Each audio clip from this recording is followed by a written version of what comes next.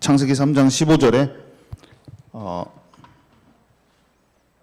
여자의 후손이 나오죠. 네. 사단에게 너로 여자하고 원수가 되게 한다고 하잖아요. 여자. 그리고 여자의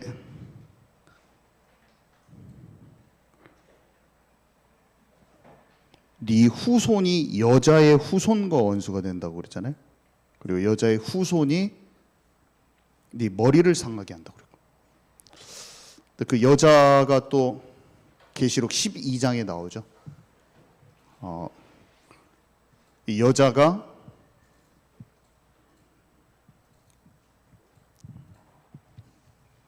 아들을 낳고 또 17절에 보니까 여자의 남은 자손이 나옵니다. 그 여자의 계시록 12장에 보면 여자의 아들은 만국을 통치하는 만왕의 왕이고 그가 보좌로 이끌려가는 장면이 바로 나오고요. 그 다음에 사탄이 내어 쫓겨요. 그래서 땅에 와서 사람들을 핍박하려고 여자의 그 첫 번째 아들 말고 여자의 또 다른 자손들과 싸우는 장면이 있다. 그러면서 이 뒷장을 쭉 읽어보면 무슨 내용이 나오냐면 막 잡아 죽여요. 칼로 죽이고 성도들이 죽는 장면이 성도의 인내라. 그 성도의 인내라. 막 싸우려고 했는데 또 잡아 죽는 사람도 나옵니다. 근데 인내와 그 소망을 그 성도에게서 발견한다. 그런 말이 써 있어요. 예수님이 등장하고 예수께 속한 그 여자에게 속한 그 여자에게 속한 남은 자손들의 얘기가 나오죠. 그래서 옛뱀 마귀라고 하는 말이 등장하는 것도 계시록 12장의 내용이고, 계시록 12장에 항상 창세기 3장을 얘기할 때 따라다니죠, 사실. 그래서 그 여자를 얘기할 때 여자가 우리가 여자에게서 예수님도 나오고 우리들도 나오니까 남은 자들이 나오니까 여자를 교회라고 많이 해석합니다. 그런 내용들 우리가 알고 있죠. 그래서 오늘 그 얘기들을 좀 할 건데 세 가지 흐름인데 세 가지 흐름.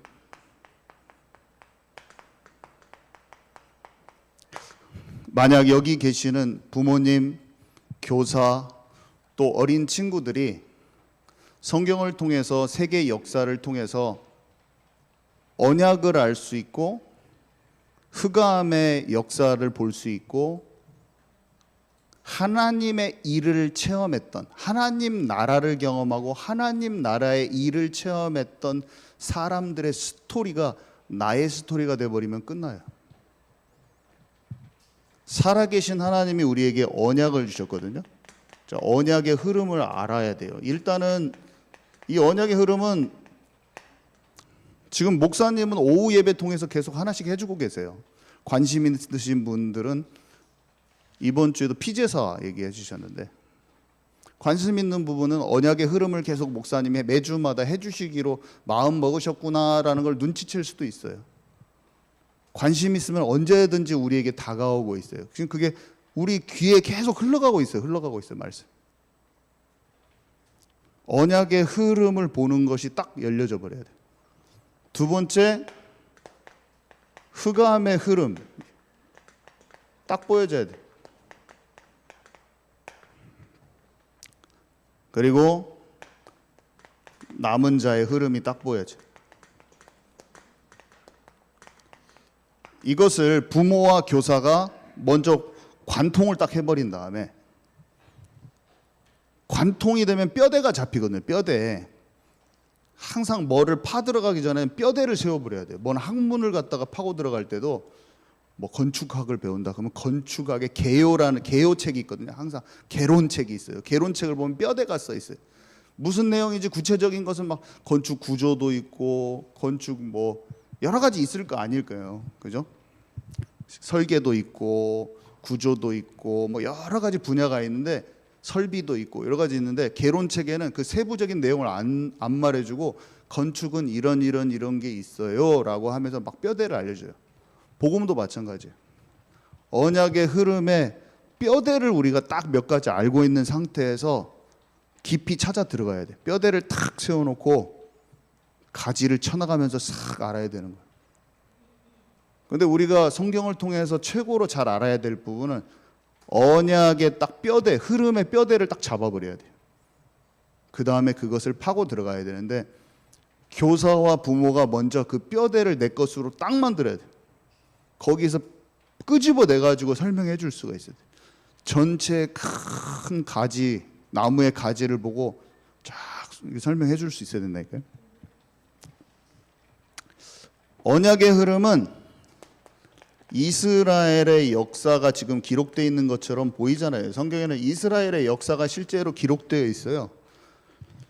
근데 알고 보면은 여자의 후손의 계보, 예수님이 오는 그 족보가 기록되어 있고요. 그 다음에 아담에게 약속하신 여자의 후손의 그 언약 전달이 흘러가는 그 흐름이 딱 있어요. 이것을 딱 간파를 해야 돼요. 그리고 이 흑암, 이 전 세계가 세계사가 있잖아요. 세계사. 이스라엘은 지금 전체 이 세 개의 나라 중에 하나의 나라인데 이 세계는 사실상은 힘에 의해서 강대국의 패권 싸움에 의해서 사람 눈에 보기에는 어마어마하게 많은 전쟁들로 서로 자기의 땅을 막 늘리려고 하는 거. 패권 싸움이에요. 패권 싸움이 자기 세력을 늘리는 것을 보고 패권 싸움이라고 하거든요. 지금 이 시대는 미국하고 중국하고 지금 패권 싸움을 하고 있죠. 지금은 G1이 미국이고 G2가 지금 중국이기 때문에 패권 싸움을 하고 있어요. 중국이 지금 딱 유도 한판 당하려고 하고 있잖아요. 지금 미국이 막 몰아붙여가지고. 과거에 냉전 시대는 어땠고 그 전에는 어땠고 세계 대전 이전에는 어땠고 그 전에는 어땠고 어떻게 어떤 나라들이 패권을 잡아왔는지 사실상은 우리가 공부하는 세계 역사는 강대국의 흐름이에요. 강대국의. 일단은 강대국의 흐름을 객관적으로 보는 눈이 있어야 돼요. 아이들이 공부를 합니다.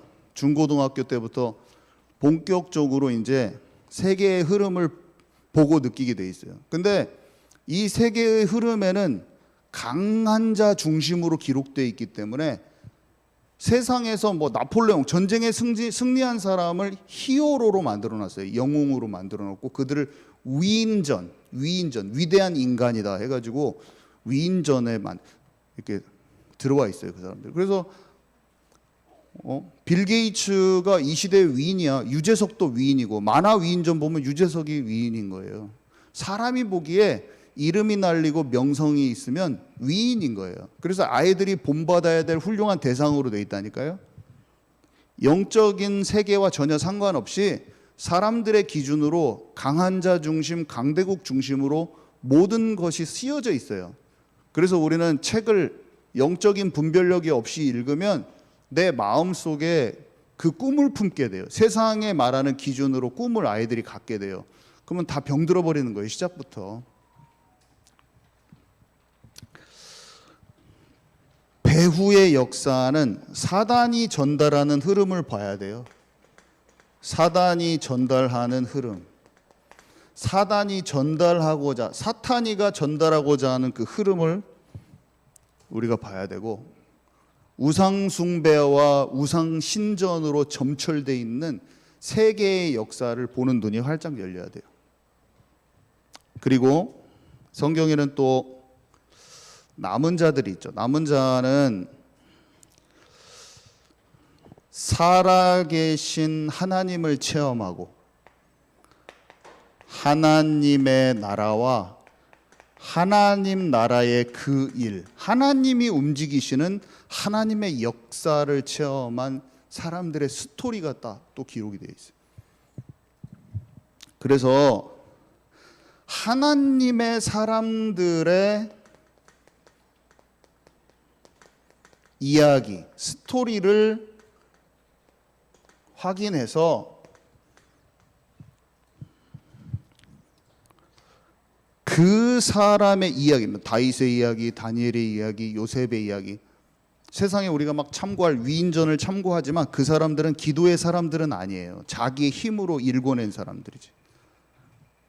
어떻게 하나님과 교제하고 동행하고 어떻게 했으며 어떻게 하나님의 나라를 그 안에 이루었으며 어떻게 하나님의 뜻과 계획을 발견했으며 어떤 어려운 상황에서 어떻게 이들이 그 실타리 같이 엉켜있는 그 속에서 세상 강대국과 강한 자들 틈바구니 속에서 어떻게 하나님 나라의 그 일이 성취되어져 있는가를 확인해야 돼요. 우리는 그 사람들의 이야기가 엄청 많이 쓰여져 있어요. 참고서적이 완전 참고서적. 하나님 나라와 그 일에 대한 성령인도 받는 방법에 대해 써 있는 책이에요. 이 책은.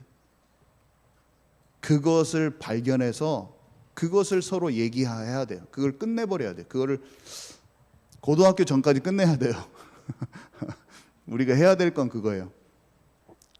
언약이 어떻게 시대적으로 지금까지 천년이 하루 같고 하루가 6천년 동안 지금 이어졌거든요. 6천년의 그 역사 가운데 하나님이 우리에게 주신, 이건 이스라엘의 얘기가 아니에요. 성막 성전은 이스라엘이라는 나라에게 주신 것이 아니라 나를 구원하기 위한 나의 얘기예요.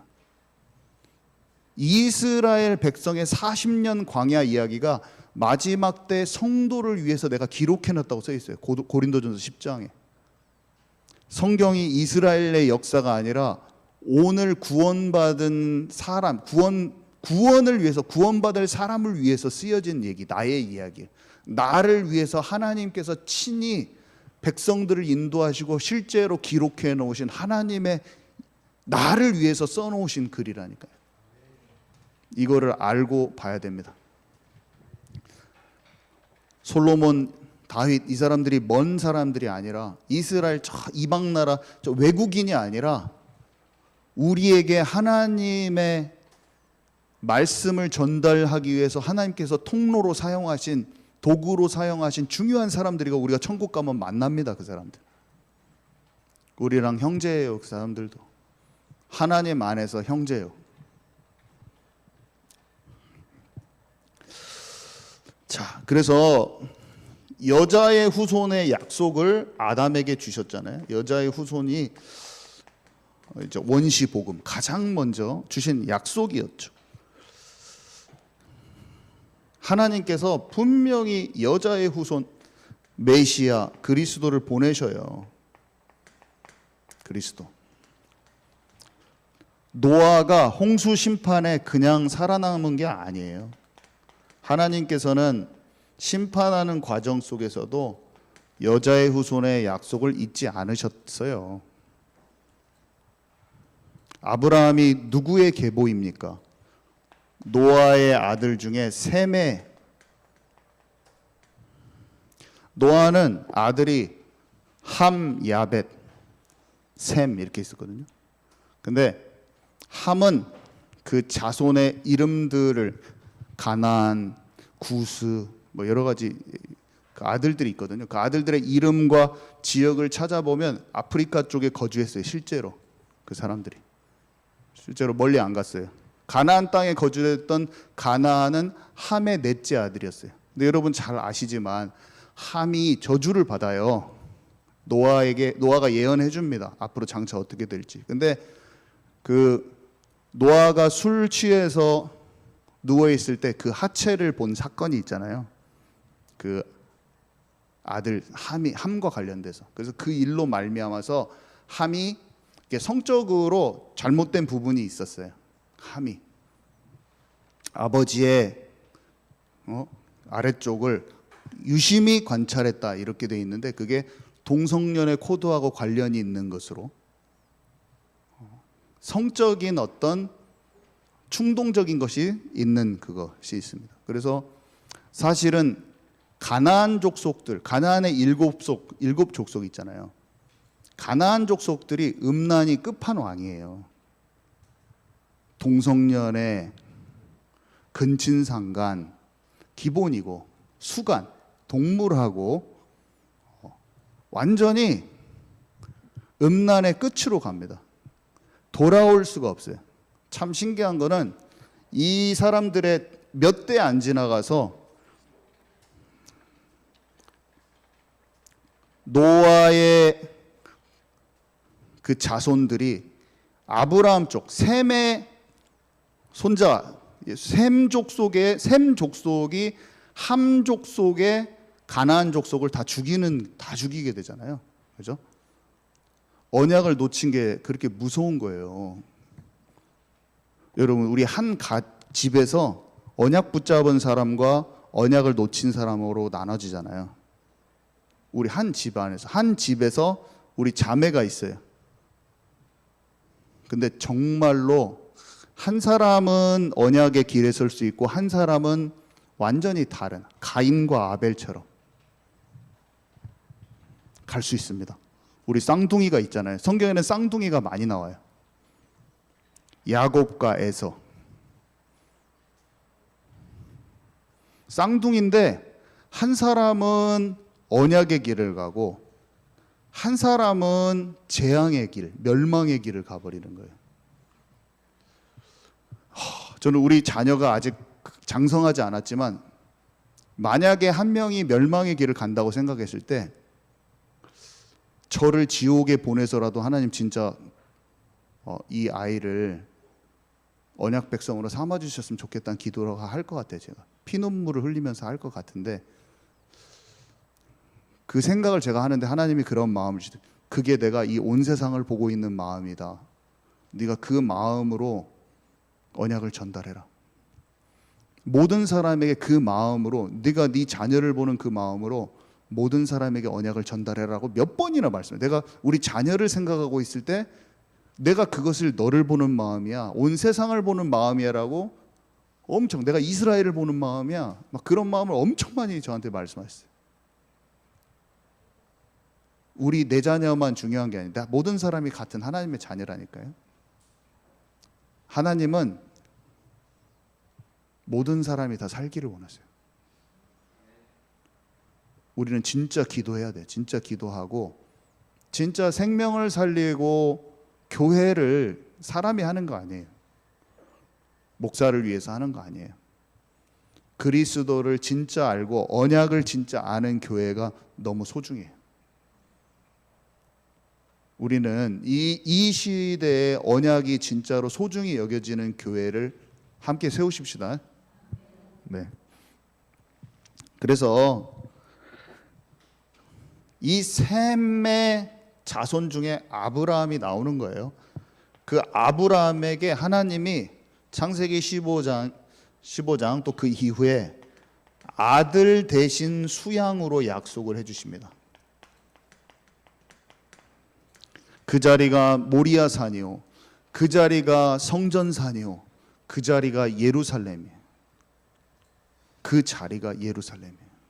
그 자리가 지금 성전이 있는, 솔로몬이 성전을 세운 그 산이요, 그 자리가 다윗이 성전을 준비한 그 산이요, 사람들이 성전이 파괴됐다가 바벨론에 파괴된 그 자리요, 그 자리가 성전을 재건한 그 자리요, 헤롯 성전이 세워진 그 자리요, 그 자리가 예수님께서 찾아갔던 그 자리요, 그 자리가 대제사장들이 막 그 바로 옆에서 예수님 못 박은 자리요, 다 그 자리예요. 예루살렘. 그 예루살렘의 한 복판에 있는 성전산에서 아들 대신 수양을 드려요. 그러면서 하나님께서 네 씨로 말미암아 천하 만민이 복을 얻을 것이고 네가 그 땅에 가야 될 것이고 거기서 내가 그 백성을 내 백성 삼을 것이다. 하나님의 형상이 회복된 백성을 원하여, 하나님과 교제가 있는 백성을 원하셔요. 하나님 그곳에서 성육신 십자가 부활 사건을 이루실 거예요. 하나님은 네 씨 그리스도를 보낼 거예요. 그리스도를 보내십니다. 이것을 잊지 않도록 하나님께서 아브라함에게 주신 그 약속 그대로, 내가 아브라함의 하나님이요 이삭의 하나님이요 야곱의 하나님이니 이스라엘의 하나님이니 너는 그곳에서 네 신을 벗어라. 내가 아브라함에게 약속했던 대로 4대 만에 400년 만에 내가 출애굽시킨다고 그랬는데 너를 불러서 지금 하는 거야. 한마디로 모세를 부르셔서 가나안 땅으로 이동시키십니다. 본래 그 땅에 가기로 했었기 때문에, 본래 노예되기로 약속했기 때문에. 그래서 모세에게 하나님께서 율법 말씀을 주셔요. 언약궤 따라가도록 하셔요. 새 절기, 성막, 지성소, 그 안에 있는 모든 기구가 전부 다 예수 그리스도를 가리키는 거예요. 그것을 새 절기를 하면 할수록 그리스도 하나님의 나라 성령의 충만함, 6월절 날 예수님이 오시고 오순절 날 성령 충만 받고 수장절 하나님과 함께하는 그 인생 여정을 가는 거예요. 천국 백성으로서 하나님의 나라를 안에 이루면서 가는 거예요. 얼마나 가르쳐 주시고 또 가르쳐 주시고 또 확인해서 손으로 만져보고 확인하고 같이 보고 확인하고 양 죽이면서 확인하고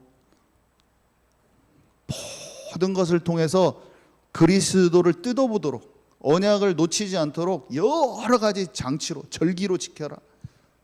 그 안에 있는 언약을, 아담에게 주신 언약, 아브라함에게 확정시킨 언약, 그것을 계속 알도록 하셨던 거예요. 그 백성이 아브라함의 후손이 이스라엘이라는 나라가 이루어졌을 뿐이지 한 사람을 택했는데 그 사람이 이스라엘이 된 거예요. 우리는 이스라엘한테만 줬냐? 이 말이 안 맞아. 그냥 그 사람을 통해서 하셨는데 그 사람이 이스라엘 된 것이고, 그래서 이방인과 유대인은 한 세 사람을 이루어야 된다. 로마서에 써 있잖아요. 감람나무, 돌, 감람나무 다 우리는 다 하나예요. 하나님 안에서 하나예요. 이렇게 막 갈라치게 할 필요도 없어요. 모든 일을 위해, 모든 사람을 위해서 구원자로 오셨고, 그 사람들에게 처음에 언약을 주셨기 때문에 그래요. 우리도 다 똑같아요. 그래서 가나안 땅을 갔을 때 막 텐트 치고 텐트 접었다 치고 할 필요가 없어. 그 마음을 딱 알고 다윗이 언약궤 찾아와 가지고, 언약궤가 성소의 지성소의 가장 중요한 부분이고 성막의 핵이잖아요. 다윗의 장막, 그래서 데이비드 텐트 해가지고, 사람들이 왜 다윗의 장막 이런 찬양팀이 있냐면 다윗이 언약을 회복하고자 한 그 사람이었기 때문에. 다윗의 장막은 엄청나게 멋진 말이에요. 다윗이 예배를 회복하고 언약을 회복하고 해서 성전 짓기 전에 장막 먼저 건설했거든요. 내가 이 모든 예배가 회복되어야 되지, 찬양이 다 회복되어야 되지, 언약을 다 놓쳤구나. 계속 언약을 놓치는 걸 반복하잖아요. 다윗이 지은 성전 짓기 전에 다윗의 장막이 하나님이 너무나 기뻐하셨던 곳이에요. 다윗의 장막 그 자체도. 비록 성전은 못 지었지만 다윗이 회복하고자 했던 모든 그 마음이 들어있는 말이라니까요. 다윗의 장막이라는 단어는. 다윗이 하나님이 최고로 사랑하셨어요. 내가 한 왕을 보았노니. 어린아이 마음에 시대의 흐름을 딱 본 거야. 미스바 운동도 있었고, 근데 아직도 언약궤가 못 찾아왔네.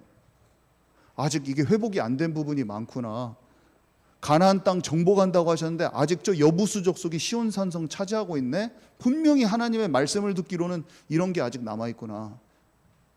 누군가 언약궤를 찾아와야 되고, 누군가 남은 땅을 정복해야 될 것이고, 하나님이 원하시는 그 백성이 된다고, 하나님의 백성이 되는 그 나라를 만들어야 될 그런 지도자가 필요하구나.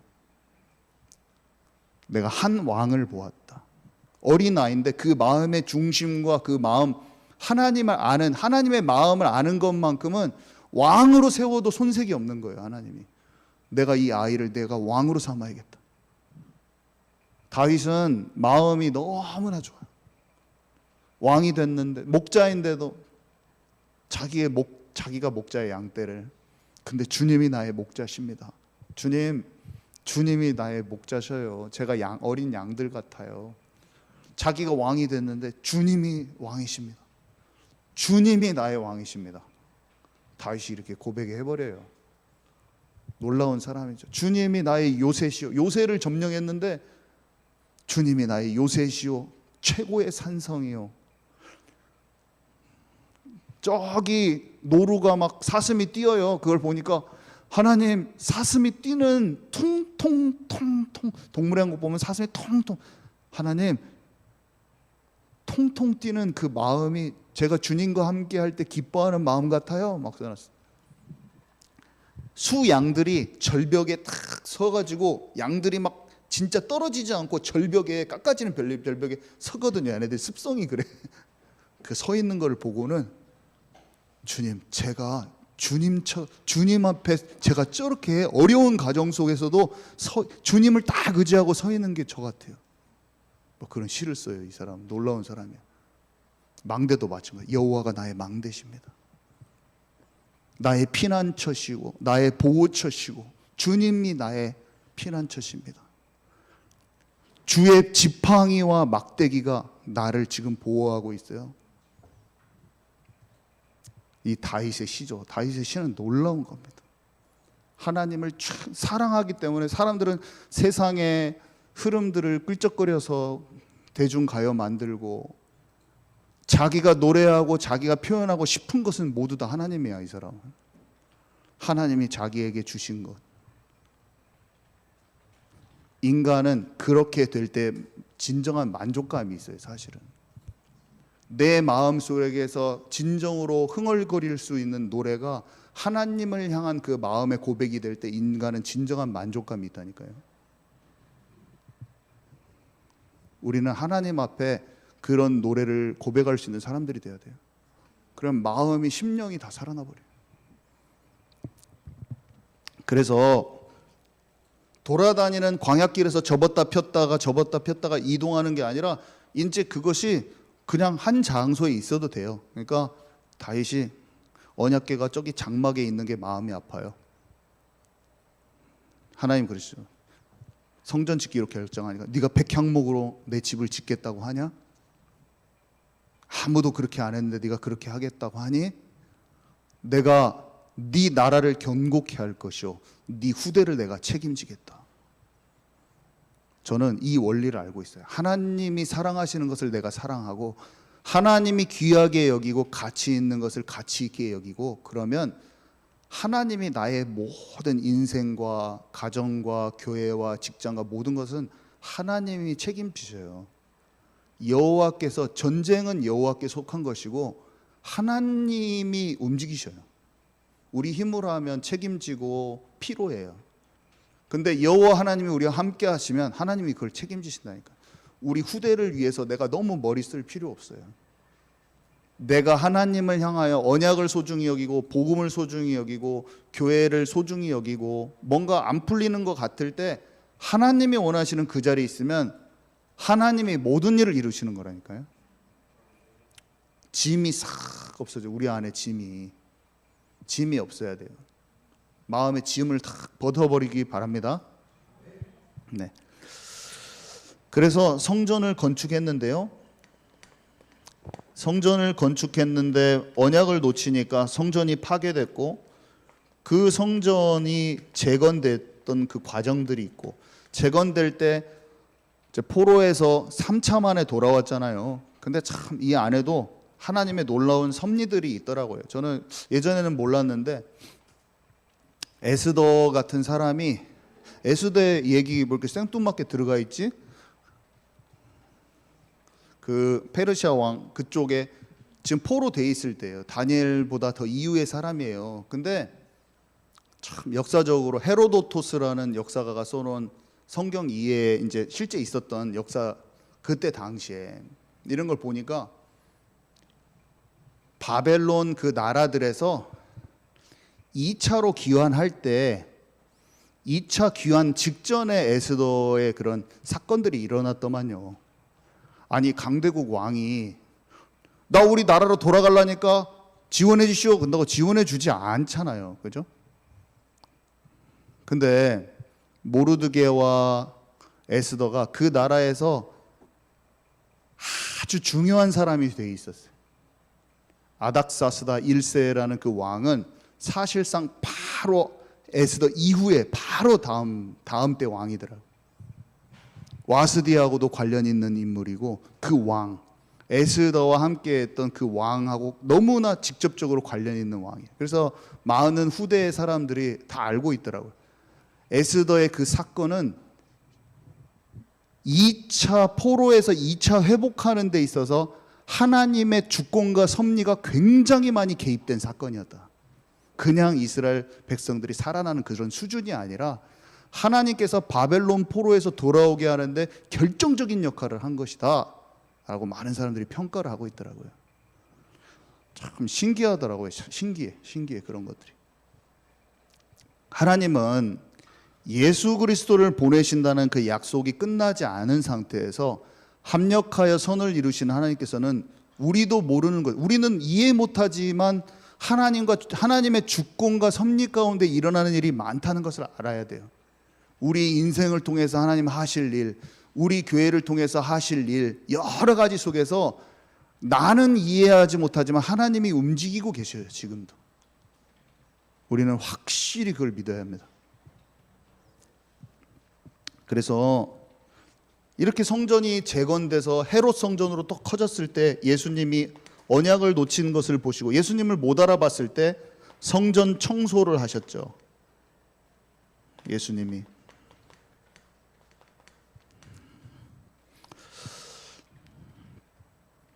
성전 파괴 예언도 하시고 채찍으로. 그리고 예수님이 오셨어요. 그래서 그 복음이 초대교회에 전달되고 우리까지 온 거잖아요. 자, 그래서 땅끝으로 지금 이 복음이 가고 있습니다. 흑암의 흐름은 어떻습니까? 자, 에덴 동산 사건, 그 다음에 홍수 사건, 바벨탑 사건 잘 아시죠?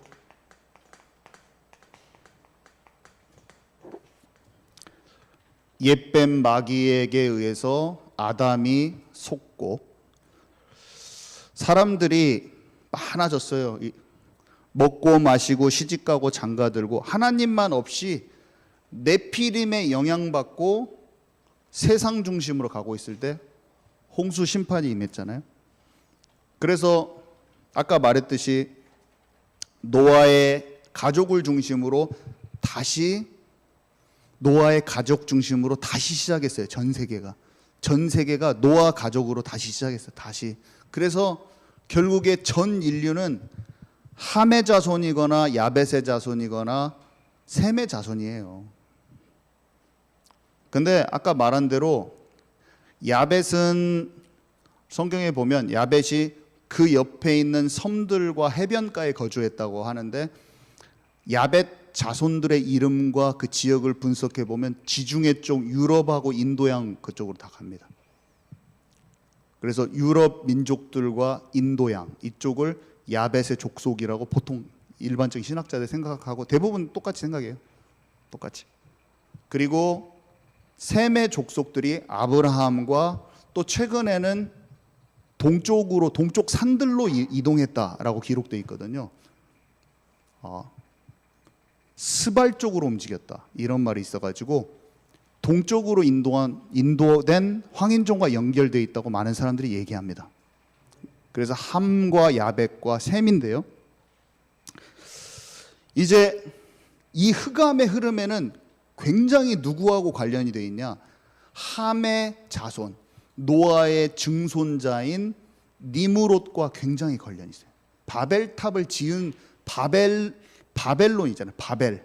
바벨 지역에서 강한 자들 중심으로 용감한 사냥꾼, 네피림의 영향을 가장 많이 받으면서 강한 자들 중심, 강대국 중심, 강한 자 중심의 시작의 시발점이 누구냐면 니므롯이라고 딱 보면 돼요. 바벨을 건설했어요, 이 사람.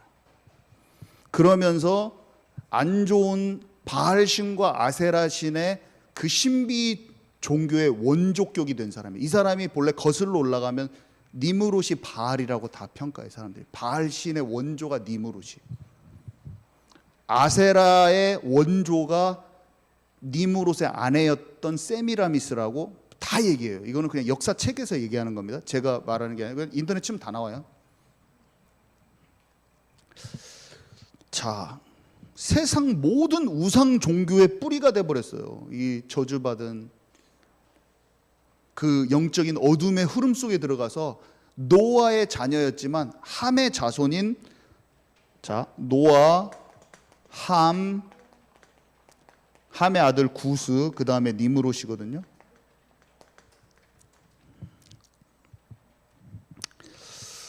니므롯에 의해서 바벨론과 그 주변 국가들이 생겼어요. 창세기 10장 10절 나중에 꼭 확인해 보시고요. 니므롯이 바알로, 그 아내였던 세미라미스가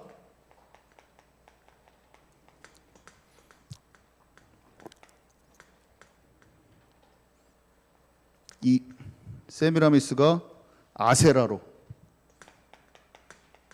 아세라랑 아스다롯이랑 이집트에는 이시스로, 나중에 헬레니즘 문화로는 비너스와 아프로디테로 다 뿌리가 다 똑같아요. 너무나 놀랍게도 여신 숭배 사상이 엄청 창궐했는데 여신 숭배 사상의 핵심이 아세라였거든요. 그 사람이 세미라미스.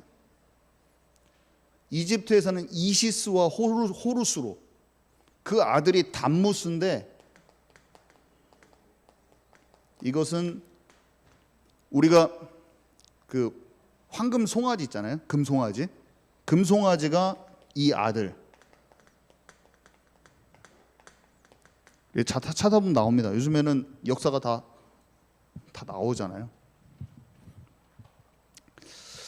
그래서 이 여신과 그 아들 숭배 사상이 천주교에는 마리아와 애기 예수로 둔갑해 가지고 들어가고 있고, 그걸 실제로 초창기 카톨릭에서 실제로 그것을 여신과 그 아들 숭배 사상을 집어넣기 위해서 천주교 안에다 그 꼽아 넣었죠. 그리스도를 완전히 희석화시키면서. 자, 그래서 이것들이 그대로 주변 국가로 이어졌습니다. 메소포타미아 처음에 4대 문명이 수메르 지역을 보고 메소포타미아 지역이라고 하거든요. 거기가 갈대아 우르 지역이었고, 아브라함이 있었던 갈대아 우르 지역이었고, 거기가 바벨탑이 있었던 지역이고, 거기가 우리가 학교에서 배울 때는 메소포타미아 지역이고, 그 지역에서 바로 옆에 이집트, 여기가 4대 문명이거든요. 내나 4대 문명 할 때 그 두 지역이 가장 먼저 있고 가장 큰 지역이라고 보는데, 이집트에는 바벨론의 이 니므롯과 세미라미스, 담무스가 그대로, 세미라미스는 이시스로, 담무스는 호루스로. 그래서 지금 현재 그 전시안 있잖아요. 그게 호루스거든요. 지금 대중문화에 호루스가 가장 많이 나옵니다. 호루스가 지금 현재는 이집트 문화 속에 호루스가 가장 많이 나오고 있어요. 가나안 땅에 얼마 지나지 않아서 가나안 땅에는 어떻게 됩니까? 가나안 땅에서 최고로 많이 섬긴 게 바알과 아세라. 완전히 농사문화인데 이 신이 완전히 삶을 잡고 있어요. 블레셋은 다곤신,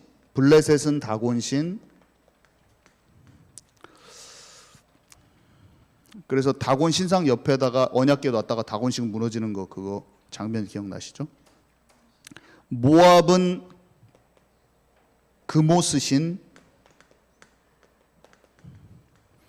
암몬은 몰렉신,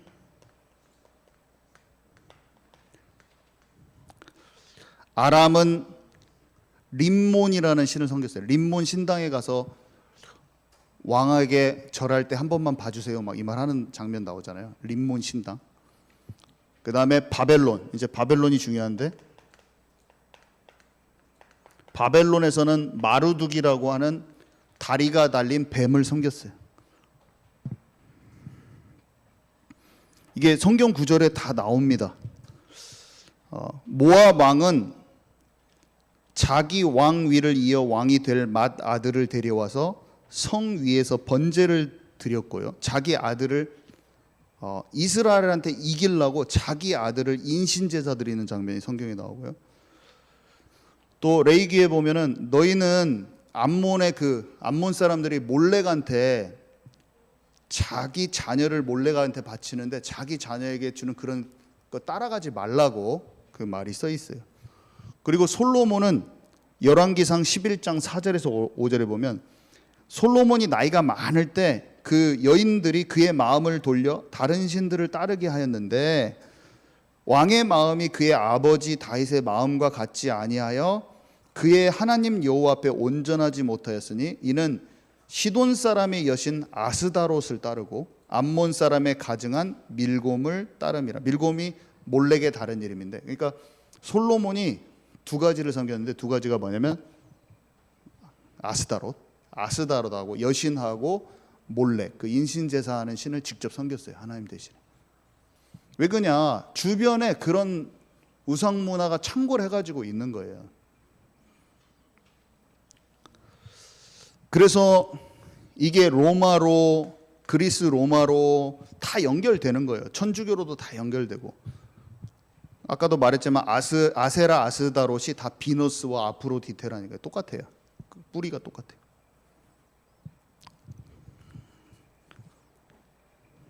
공통점이 있는데 우상 숭배하고 쾌락하고 성적인 거라고 딱 연결되어 있어요. 하나님을 섬기기 싫고 우상을 섬기잖아요. 그러면 그게 육체의 음란으로 나타나요. 꼭 그래요. 그 신들이 그랬다고 하면서 신을 만족시켜야 된다고 하면서 그게 음란의 행위를 꼭 해요. 그러니까 결국에는 내 속에서 내가 하고 싶은 것을 갖다가 그것을 빗대어서 하는 거죠. 제가 어린 시절부터 지금까지 저를 봐도 하나님을 떠나고 싶을 때 제가 음란의 행위를 하더라고요.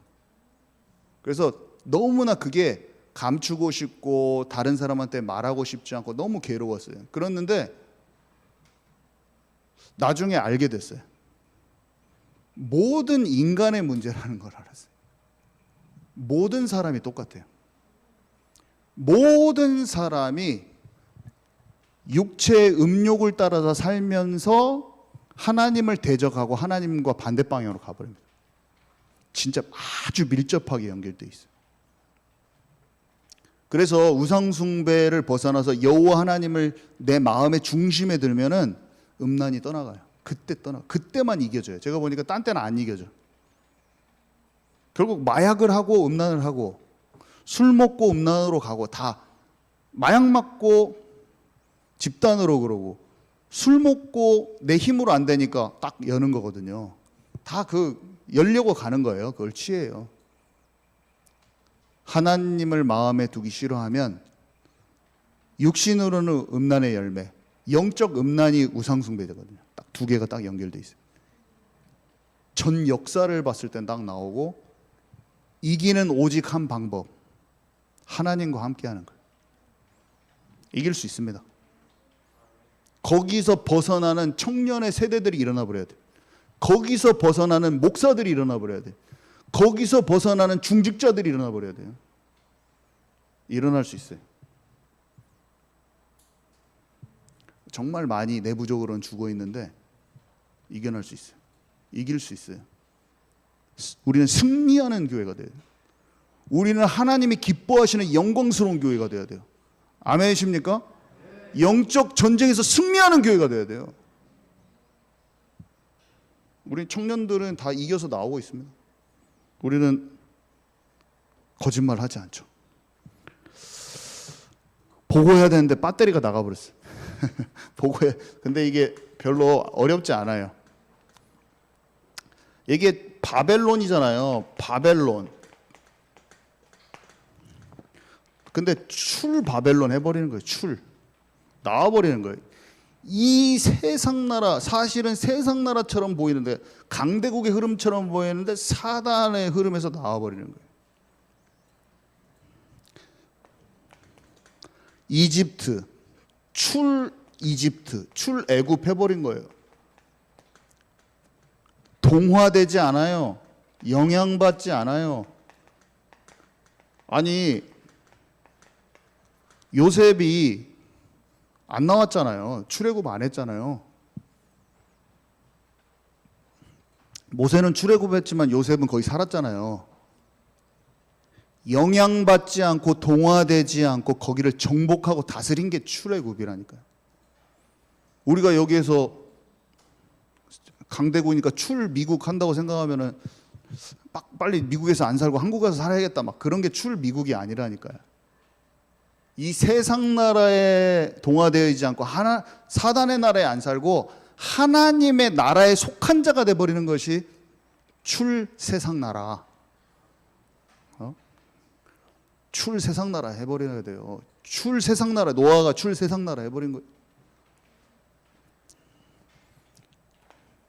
블레셋이 맨날 건드리는데 출블레셋 해버렸어요. 블레셋에 맨날 영향받고 눌리고 막 세상에 걱정 염려 어떻게 쳐들어오면 어떻게 하지 막 다 깨부셔버려. 전쟁에서 승리한 게 출블레셋 한 게 아니고 하나님이 내게 주시는 힘과 권세를 가지고 삶의 모든 영역을 정복하고 들어가 버리는 거예요. 가난에 쪄들려 있는 가난에서 정복되고 중독의 영에서 정복되고 늘 다툼 막 맨날 시기 질투 정복해버리고 늘 비교의식에 시달리는데 정복해버리고. 아멘이십니까? 더러운 영, 세상의 비진리 가운데 영향받는 것에서 나의 삶의 모든 영역, 학업에 눌려있는 게 아니라 정복자로 서버리는 거예요. 나의 삶의 모든 영역에 하늘과 땅의 모든 권세를 가지신 그분이 내게 왕권을 주셨구나. 귀신을 내어쫓는 권세를 주셨구나. 내가 눌리고 포로되고 눈먼 자가 아니구나. 병 찌질찌질 걸려. 병 낫도록 기도하셔요. 아멘이 나와야 되는데. 병 낫도록 기도하세요. 우리가 약도 먹고 하나님께서 좋은 의사 선생님 붙여주실 수도 있고 그렇게 해결하실 수도 있어요. 그걸 통과하면서 나를 하나님께서 온전하게 하시겠죠. 그렇지만 하나님의 뜻을 알고 방향을 잘 잡고 내 문제는 정복해버려야 돼요. 그게 맞아요. 지긋지긋한 빚진 인생에서 나오라.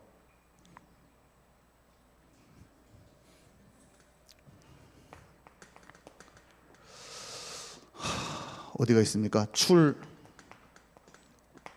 아람. 엘리사가 아람이 맨날 북쪽에서 건드려요. 시리아거든요. 오늘날의 시리아. 거기서 나와버리는 거예요. 도단성 운동 해가지고. 이것들이 다 또다시 출바벨론.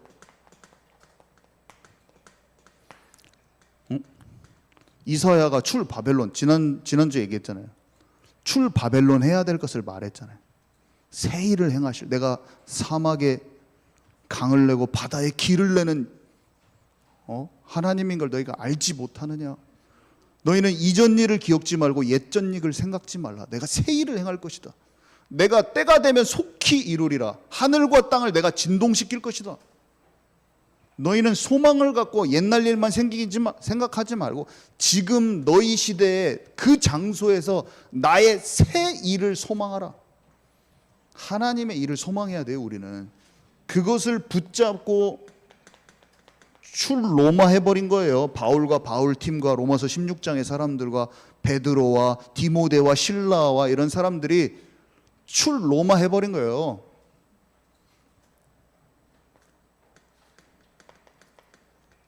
요한이 마지막 때를 또 바벨론이라고 부릅니다.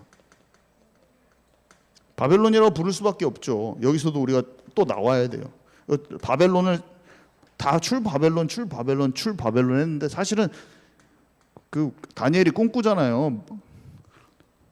그 바벨론 느부갓네살 당신이 머리고 다음 나라가 다 당신의 배에 넓적다리 종아리 다 기다고 했잖아요. 뭔 말이냐면 당신의 우상나라하고 똑같은 우상나라, 세상 나라들이 계속 다 우상단지야. 똑같은 우상단지야. 그 말이에요. 한마디로 이 세상 나라 끝까지 다 당신의 바벨론 같은 나라야. 그 말이에요. 그것의 시작이 니무롯이 바벨론. 이름도 어떻게 똑같아. 그 바벨론의 영적 계승을 하니까 얘가 또 바벨론 이름을 써먹은 거예요. 그 똑같은 나라라 그 말이거든. 시작이 바벨론인데 장차 망할 성, 세상 나라, 이 세계 열강, 장망성, 그 바벨론이에요. 무너졌도다 무너졌도다 바벨론이여 하면서 하나님께서 이 바벨론을 무너뜨린다고 그 꿈에서도 말씀하셨고, 사도 요한이 계시받을 때도 말해줬어요. 바벨론은 망해요. 바벨론은 망하고 하나님의 나라를 이루는 하나님의 백성들이 세워져요. 하나님 나라가 전 세계에 이루어져 버린 거예요. 우린 이걸 딱 봐야 돼. 이걸 딱 봐야 돼. 복음의 흐름 딱 보고, 강대교회의 흐름 딱 보고, 그 다음에 그 요셉 얘기랑 막 다 뜯어보면서, 요셉 얘기를 뜯어봐야 돼. 뜯어보고 다니엘도 뜯어보고, 그래서 오늘의 나에게 딱 적용을 딱 하는 그 훈련을 딱 하면서, 이 이야기가 진짜 내 얘기구나. 하나님이 이게 너의 이야기가 될 거야. 다니엘의 이야기가 너의 이야기가 되기를 나는 원해서 기록해놨다. 요셉의 이야기가 너의 이야기가 될 거라고 생각해. 네 소견으로, 네 생각으로 꿈을 네가 설정하지 마. 나는 이 천지 만물을 창조한 여호와 하나님인데 내가 너와 함께 할 것이고 너에게 권능을 주고 내가 너를 나의 증인 삼겠다. 다니엘하고 똑같은 거야. 물 붓듯이 성령을 부어줄 거야. 육체에 성령을 물 붓듯이 부어줄 거야. 너는 에스겔에게 내가 파수꾼이라고 말했는데 이사야에게 파수꾼이, 너는 이 시대의 나의 파수꾼이다. 그들에게 파수꾼의 사명과 정체성을 내가 줬는데 너도 똑같아. 너는 이 시대의 남은 자여 정복자여 순례자다. 너는 그리스도의 대사야. 너는 하나님의 자녀일 뿐만 아니라 영적 군사야. 하나님의 전신갑주가 너에게 입혀졌어. 힘을 내. 영적인 시야를 활짝 열어. 너에게 내가 지금 행할 일이 있어. 염려는 다 벗어버려. 함부로 죽지 않아요. 하나님의 사람들 다 보세요. 다 승리했어요. 막 나 순교하면 어떻게 하지? 막 그런 생각하지 마세요. 다 승리했어. 막 잘 먹고 잘 살다가 나이 다 차서 죽었어. 막 다. 그 사람들이 훨씬 많아.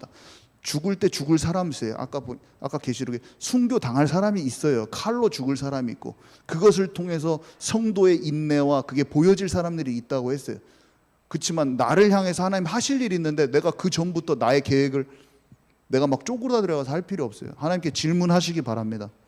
정복하고 다스리는 권세를 가지고 나를 향한 뜻과 계획을 기대하고 소망하시기 바랍니다. 우리 경찬 형제 나오기 전까지 우리 잠깐 기도를 할 때, 약간 끝나는 분위기가 되면 살살살 나오는 센스가 딱 있으면 딱 좋은데 약간 딱 나와주시고 이제 반주로 딱 해주시고, 진짜 얼마나 좋아요. 사실은 이 걱정이 싹 나가더라고요 저는. 그리고 짐이, 저는 최고로 좋았던 게 뭐였냐면 짐이 없어지더라고. 짐이. 아우 진짜 속이, 아우 진짜 지긋지긋해서 공부하고 하느라고 내가 막 미래 계획 세우느라고 막 막 엄마한테 효도해야 되는데 막 미치겠고 근데 부모님한테 효도 안 하고 그런 게 아니라, 아 나의 길은 하나님이 나를 인도하시구나, 이게 믿어지니까 마음이 아휴 편하다 이런 게 오더라. 편하다. 아휴 편하네. 그렇게 좋을 수가 없더라고요. 하나님이 반드시 우리를 인도하십니다. 우리 아직 안 끝났어요. 하나님이 우리의 여정을 인도하신다고 약속하셨어요.